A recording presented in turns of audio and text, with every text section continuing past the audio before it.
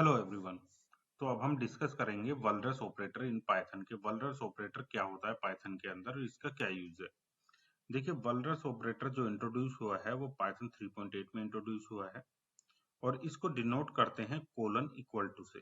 Colon equal to, ठीक है, ये कोलन और इक्वल टू से। और इसको असाइनमेंट एक्सप्रेशन भी कहा जाता है। असाइनमेंट एक्सप्रेशन ऑपरेटर क्यों कहा जाता है? क्योंकि एक्सप्रेशन जो होता है हमारा एक्सप्रेशन, उसके अंदर भी हम किसी वेरिएबल में वैल्यू असाइन कर सकते हैं।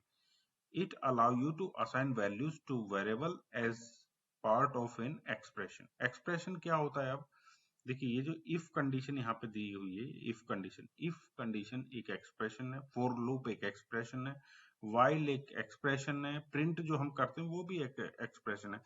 तो इन सभी के बीच में, इन सभी में इफ कंडीशन के बीच में अगर हम किसी वेरिएबल में वैल्यू असाइन करना चाहें, फॉर लूप में, हम फॉर लूप के अंदर जब हम फॉर लूप चला रहे हैं तो उसके अंदर हम किसी वेरिएबल में वैल्यू असाइन करना चाहें, वाइल लूप में असाइन करना चाहें, प्रिंट में असाइन करना चाहें, तो हम इस ऑपरेटर की हेल्प से असाइन कर सकते हैं। देखिए, पहला वाला जो एग्जांपल है ये विदाउट यूजिंग वल्रस ऑपरेटर है। मैं इसको कॉपी कर लेता हूँ, यहाँ से ये कॉपी कर लिया मैंने और मैं चलता हूँ यहाँ पे लेके, यहाँ पे पेस्ट कर देता हूँ। यहाँ पे लिखा है क्लियरली विदाउट यूजिंग वल्रस ऑपरेटर, ठीक है। तो यहाँ पे देखिए, पहली लाइन पे देखिए, नेम इक्वल टू इनपुट। तो इनपुट में हम क्या ले रहे हैं? हम कमांड लाइन से यहाँ पे एंटर योर नेम लेंगे।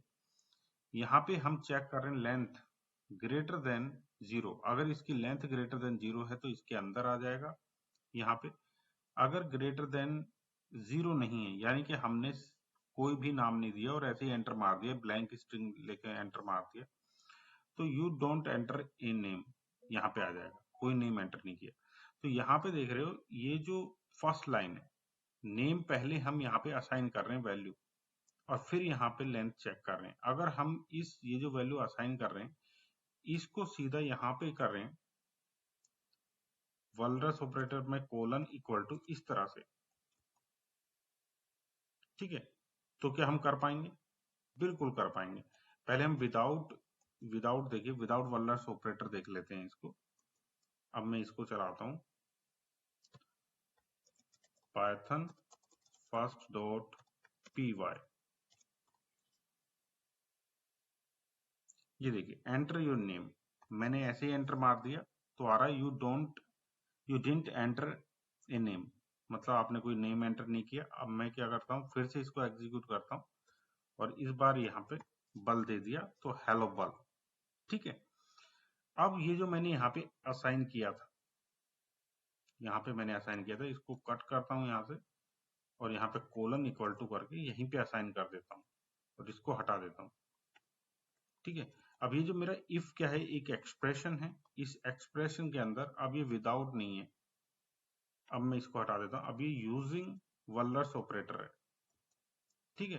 तो देखिए, इससे क्या हो रहा है कि हमारा 2 लाइन का कोड एक ही लाइन में हो जा रहा है। जो इफ एक्सप्रेशन है उसके अंदर ही मैंने नेम में वैल्यू असाइन कर दी, ठीक। चलिए फिर से एग्जीक्यूट करता हूँ। देखिए, कुछ भी मैंने नेम नहीं दिया, you didn't enter a name, और फिर से एग्जीक्यूट करता हूँ, बल और नेम आ गया। बिल्कुल सेम वर्क कर रहा है, सेम वर्क कर रहा है।